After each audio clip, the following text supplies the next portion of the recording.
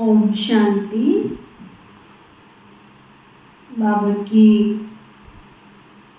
21/1/71 की मुरली है, अब नहीं तो कभी नहीं। बाबा विशेष इशारा दे रहे हैं, अभी नहीं तो कभी नहीं। आज बाप दादा हर एक बच्चे के मस्तक में क्या देखते हैं?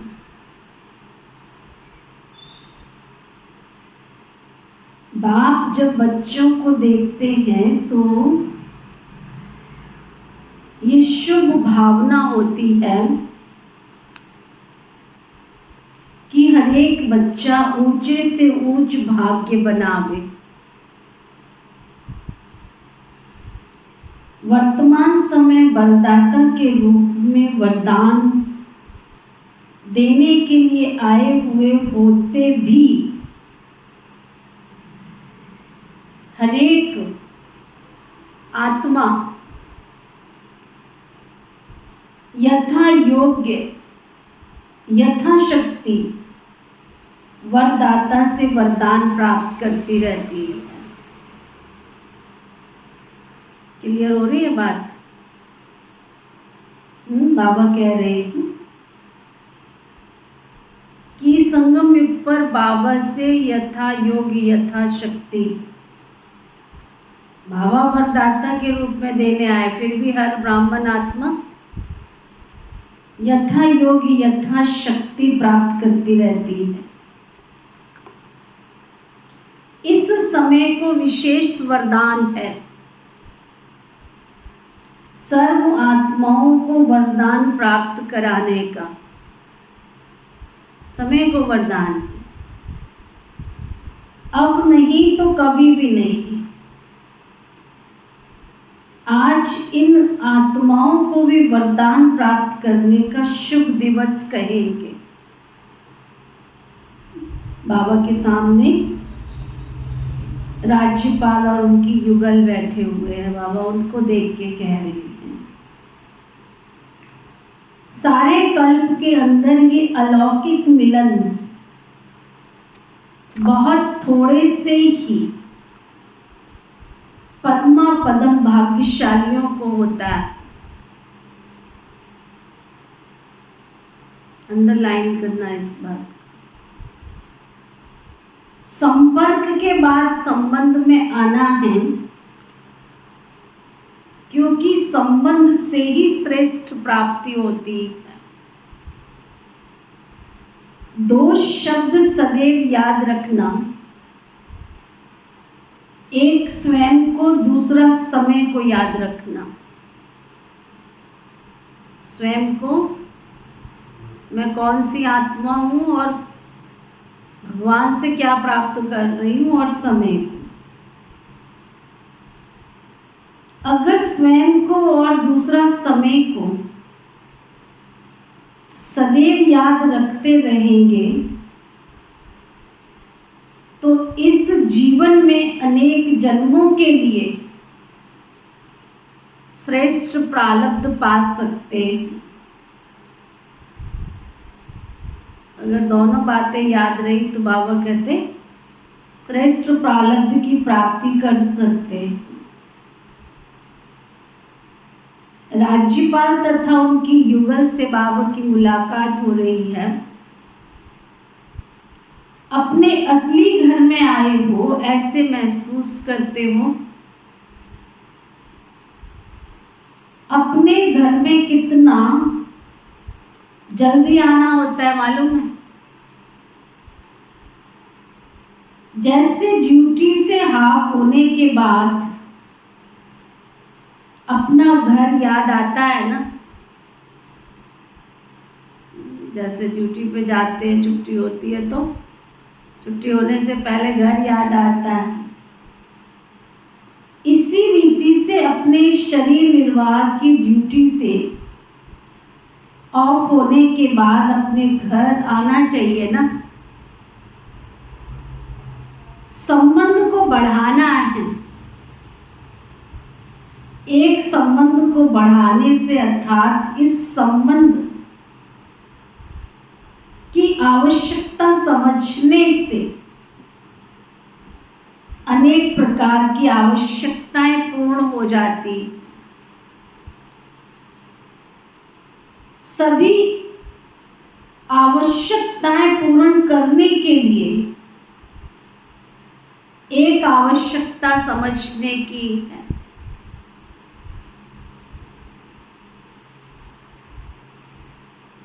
जैसे शरीर निर्वाह के लिए अनेक साधन आवश्यक समझते हो ना, वैसे आत्मिक उन्नति के लिए एक साधन आवश्यक है। इसलिए सदैव अपने को अकाल मूर्त समझते चलेंगे तो अकाले मृत्यु से भी, अकाल से भी और सर्व समस्याओं से बच सकेंगे। बाबा की एक बहुत अच्छी बात लगी, अगर अभी इस जीवन में बार बार अभ्यास करेंगे, मैं अकाल मूर्त आत्मा हूँ, काल पर विजय प्राप्त करने वाली आत्मा हूँ, तो बाबा कहते एक तो अकाले मृत्यु से बचेंगे और दूसरा सर्व समस्याओं से बच जाएंगे। मानसिक चिंताएं, मानसिक परिस्थितियों को हटाने का एक ही साधन याद रखना, सिर्फ अपने इस पुराने शरीर के भान को मिटाना। अगर आपको मानसिक चिंताएं सता रही हैं तो उसके लिए बाबा ने इशारा दिया कि शरीर के भान को मिटाना। देह अभिमान को मिटाने से सर्व परिस्थितियां मिट जाएंगी। अब कुछ पूछने का रहा ही नहीं है, सिर्फ संबंध में आते रहना। सभी से मिलने के लिए तो फिर आएंगे, बाबा विशेष राज्यपाल से मिलने के लिए आए थे। अव्यक्त वतन का अलौकिक निमंत्रण आज मिलने के लिए बुलाया है। ये अव्यक्त मिलन अव्यक्त स्थिति में स्थित होकर ही मना सकते हो। अगर बाबा से अव्यक्त मिलन की अनुभूति करनी है तो बाबा कहते हैं अव्यक्त स्थिति में रहकर ही कर सकते हैं। आज देख रहे हैं कौन कौन कितने शक्ति स्वरूप बने हुए हैं। आप लोगों के चित्रों में नंबरवार शक्तियों का यादगार दिखाया हुआ। शक्तियों की परख किन चित्रों के द्वारा कर सकते हो मालूम है? आपको अपने शक्तियों को परखने का चित्र मालूम नहीं है? भिन्न भिन्न नंबरवार शक्तियों का यादगार बना हुआ है ना। दुनिया में कितनी देवियां हैं तो कितने रूप से उनका यादगार बना हुआ। उन चित्रों में कहाँ कहाँ कितनी भुजाएं, कहाँ कितनी दिखाते हैं। किसी देवी की 4, किसी की 8, किसी की 16, किसी की हजारों। कोई अष्ट शक्तियों को धारण करने वाली बनती है, कोई उससे अधिक, कोई उससे कम। कहाँ 4 भुजाएं, कहाँ 8 भुजाएं, कहाँ 16 भी दिखाते। सब नंबरवार। तो आज बाप दादा देख रहे हैं हर एक ने कितनी शक्तियों की धारणा की है। मास्टर सर्वशक्तिवान कहलाते हैं ना। मास्टर सर्वशक्तिवान अर्थात सर्व शक्तियों को धारण करने वाले। क्या विशेषता बताई बाबा ने? मास्टर सर्वशक्तिवान माना, मास्टर सर्वशक्तिवान माना, सुन रहे हो?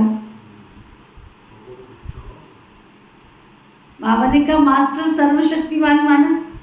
एक और अच्छी बात बाबा ने बताई, मैं केवल सामान पक्का करती रहती हूँ, करता रहता हूँ कि मैं मास्टर सर्वशक्तिवान हूँ, मैं मास्टर सर्वशक्तिवान हूँ। बाबा कह रहे मास्टर सर्वशक्तिवान का मतलब सर्व शक्तियों को धारण करने वाली आत्मा।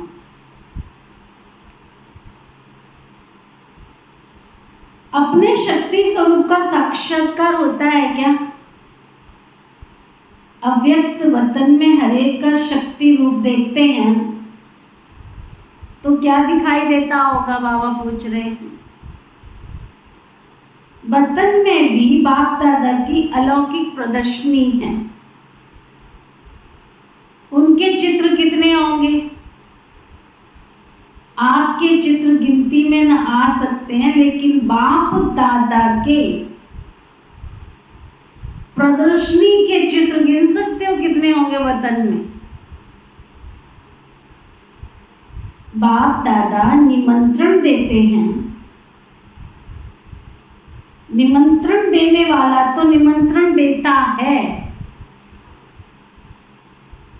निमंत्रण देने वाला तो निमंत्रण देता है, आने वालों का काम है पहुंचना। बाप दादा आप सभी से करोड़ गुना ज्यादा खुशी से निमंत्रण देते हैं। कहाँ का? हरेक को अनुभव हो सकता है। अव्यक्त स्थिति का अनुभव कुछ समय लगातार करो तो ऐसे अनुभव होंगे जैसे साइंस के द्वारा दूर की चीजें सामने दिखाई दे रही हैं। ऐसे ही वतन, अव्यक्त वतन की एक्टिविटी यहां स्पष्ट दिखाई देगी। बुद्धिबल द्वारा अपने सर्वशक्तिवान के स्वरूप का साक्षात्कार कर सकते हो। वर्तमान समय स्मृति कम होने के कारण समर्थी भी नहीं है। बाबा की इतनी याद में नहीं रहते हैं, शक्तियों का इतना एहसास नहीं होता है। बाबा ने सोमान दिया तुम सर्वशक्तिवान हो तो उसकी स्मृति में नहीं रहते हैं। तो बाबा कहते समर्थी भी नहीं आती है। समर्थी माना ताकत, जो अनुभव होनी चाहिए वो नहीं होती है। व्यर्थ संकल्प, व्यर्थ शब्द, व्यर्थ कर्म हो जाने के कारण समर्थ नहीं बन सकते। संकल्प भी व्यर्थ चलाते हैं, कर्म भी व्यर्थ करते हैं।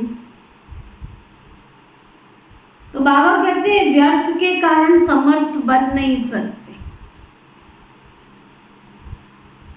व्यर्थ को मिटाओ तो समर्थ हो जाएंगे। आप सोचो बाबा की 71 की अव्यक्त मुरली है, उस समय बाबा ने अटेंशन खिंचवाया कि हमें व्यर्थ से परे रहना है। तो लोगों का व्यर्थ बढ़ा कि घटा? जिन्होंने बाबा के अव्यक्त इशारे को समझा वो दीदियां बन गई, वो दादियां बन गई, वो बाबा के मैसेंजर पैगंबर बन के विश्व में प्रसिद्ध हो गए।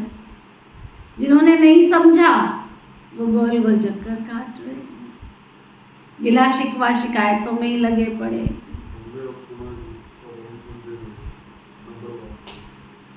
बाबा कहते व्यर्थ को मिटाओ तो समर्थ हो जाएंगे। अभी भी कहाँ सुन रहे? अभी भी कहाँ सुन रहे हैं, अभी भी अटेंशन खिंचवाते हैं तो कहाँ सुन रहे हैं। जब सुनेंगे ही नहीं तो धारण कहाँ से करेंगे, जब धारणा नहीं होगी तो शक्ति कहाँ से आएगी, शक्ति नहीं आएगी तो प्रत्यक्ष कहाँ से होंगे। हरेक अपने आप को इतना नहीं देखते होंगे जितना कि वतन में हरेक के अनेक रूप बाबा देखते रहते हैं। आप लोग भी एक दिन खास अटेंशन देकर देखना कि सारे दिन में मेरे कितने और कैसे रूप हुए। सारे दिन में कितने रूप बदलती हूँ मैं, कितना रूप बदलता हूँ। फिर बहुत हंसी आएगी अपना अपना पोज निकाल के देखोगे तो, भिन्न भिन्न पोज देखकर। आजकल एक के बहुत पोज निकालते हैं ना, तो अपने को भी देखना, अपने बहु रूपों का साक्षात्कार करना। वतन में आने की दिल तो सभी की होती है,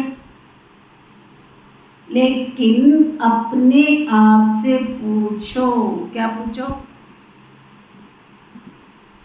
वतन में आने की दिल तो हर एक की होती है, लेकिन अपने आप से पूछो जो ब्राह्मणपन के कर्तव्य करने हैं वो सभी किए हैं। तो ना पहले बाबा ने कहा वतन में कोई भी आ सकते हैं, फिर बाबा अंडरलाइन करा रहे हैं आ तो सकते हो, परंतु कंडीशन है अगर आप ब्राह्मण आत्मा बने हो और बनने के साथ जो बाबा ने कर्तव्य दिए वो कर रहे हो, सर्व कर्तव्य संपन्न करने के बाद ही संपूर्ण बनेंगे। अब का समय ऐसे चल रहा है जो एक एक कदम अटेंशन रखकर चलने का। अटेंशन न होने के कारण पुरुषार्थ के भी टेंशन में रहते। एक तरफ वातावरण का टेंशन रहता है और दूसरी तरफ पुरुषार्थ का भी टेंशन रहता है। इसलिए सिर्फ एक शब्द ऐड करो, अटेंशन। फिर ये बहु रूप एक ही संपूर्ण रूप बन जाएगा। इसलिए अब कदम कदम पर अटेंशन। सुनाया था ना ऊपर बाबा ने कहा ना बहुत रूप बनाते हैं सारे दिन में। अगर अटेंशन रख के पुरुषार्थ करेंगे तो बाबा कहते सुबह से लेकर रात तक एक ही रूप रहेगा। सुनाया था ना कि आज कल सर्व आत्माएं सुख और शांति का अनुभव करने चाहती हैं, ज्यादा सुनने नहीं चाहती है। फिर बाबा पक्का करा रहे हैं आपका ज्ञान मुख से सुनना नहीं चाहती है। अनुभव कराने के लिए स्वयं अनुभव स्वरूप बनेंगे, तब सर्व आत्माओं की इच्छा पूर्ण कर सकेंगे। कितनी गहरी बात। अनुभव कराने के लिए पहले खुद अनुभव स्वरूप बनेंगे, तब सर्व आत्माओं की इच्छा पूर्ण कर सकेंगे। दिन प्रतिदिन देखेंगे अटेंशन जैसे धन के भिखारी भिक्षा लेने के लिए आते हैं,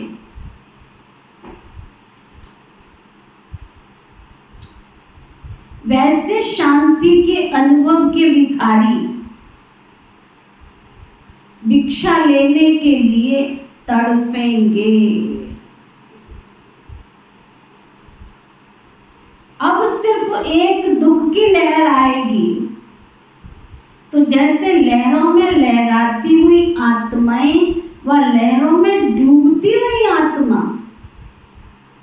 एक तिनके का भी सहारा ढूंढती है ना, ऐसे ही आप लोगों के सामने अनेक भिखारी आत्माएं ये भीख मांगने के लिए आएंगी। तो ऐसी तड़पती हुई या भिखारी प्यासी आत्माओं की प्यास मिटाने के लिए अपने को अतीन्द्रिय सुख व शक्तियों से भरपूर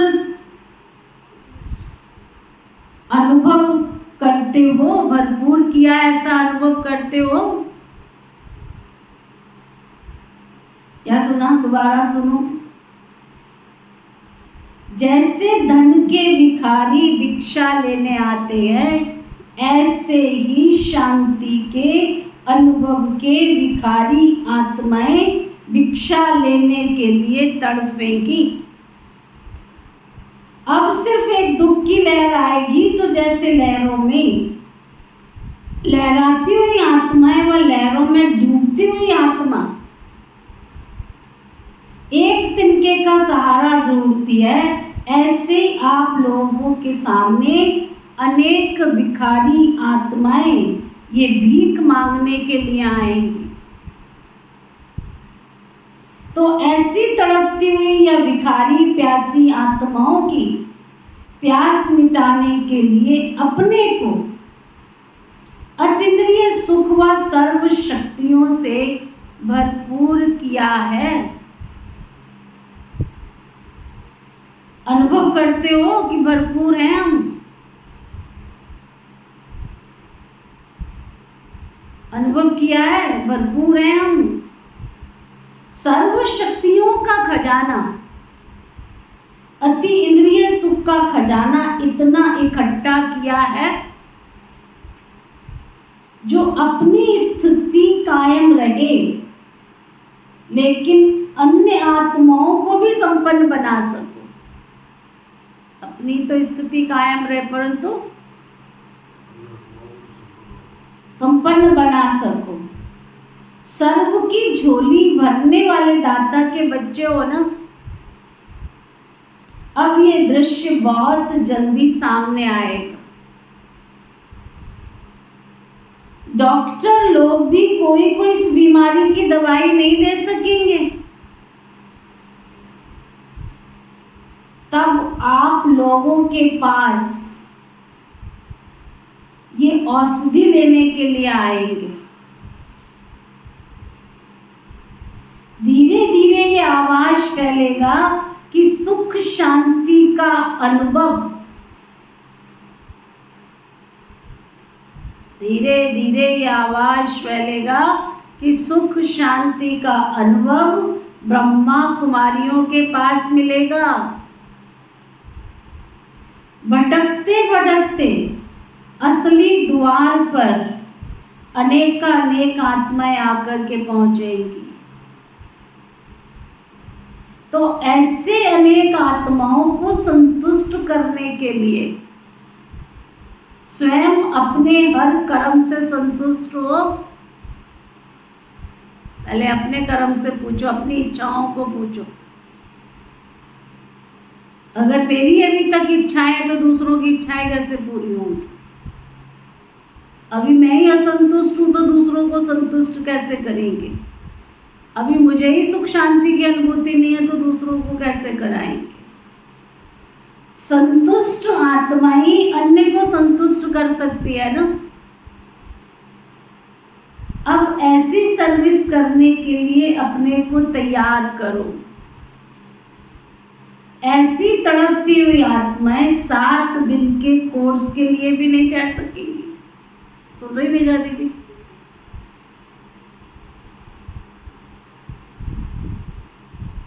तो उस समय उन आत्माओं को कुछ ना कुछ अनुभव की प्राप्ति करानी होगी। इसलिए कहा कि अब अपने ब्राह्मणपन के कर्तव्य को संपन्न करने के लिए अपने को संपूर्ण बनाते रहो। अब समझा कौन सी सर्विस करनी है? अब जब तक आप व्यक्त में बिजी हो, बाप दादा अव्यक्त में भी मददगार तो है ना आपका। आप भले व्यक्त में हो, लेकिन बाप दादा तो व्यक्त में आपका मददगार है ना। भले आप व्यक्त में हो, पर बाबा तो अव्यक्त रूप में भी मदद करते हैं ना। हिम्मते बच्चे मद दे बाप। तो अब बताओ ज्यादा बिजी कौन होगा? जैसे शुरू में वतन का अनुभव कराते थे ना, ऐसा अनुभव करते थे जो ध्यान में जाने वालों से भी अच्छा होता था।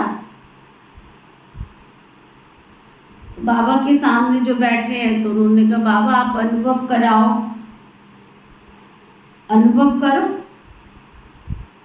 बुद्धि का विमान तो है ना तुम्हारे पास। कोई बच्चे कोई बात की जिद करते हैं तो बाप को कहना मानना पड़ता है। कहा ना अनुभव कराओ, तो बाबा कहते हैं अब ये अनुभव करो, कराओ, मैं कराता हूँ, करो तुम अनुभव। बाबा ने बैठ के फिर वो अनुभव कराया, डेड साइलेंस की अनुभूति। तो सारी मुरली का सार, जैसे धन के भिखारी भिक्षा लेने के लिए आते हैं, वैसे शांति के अनुभव के भिखारी आत्माएं भिक्षा लेने के लिए तड़फेंगी। जैसे लहरों में लहराती हुई आत्माएं व लहरों में डूबती हुई आत्मा एक तिनके का भी सहारा ढूंढती हैं, ऐसे आप लोगों के सामने अनेक भिखारी आत्माएं ये भीख मांगने के लिए आएंगी।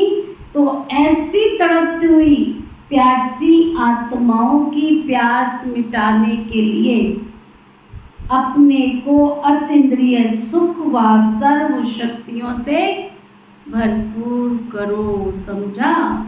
ओके। ओम शांति शांति शांति।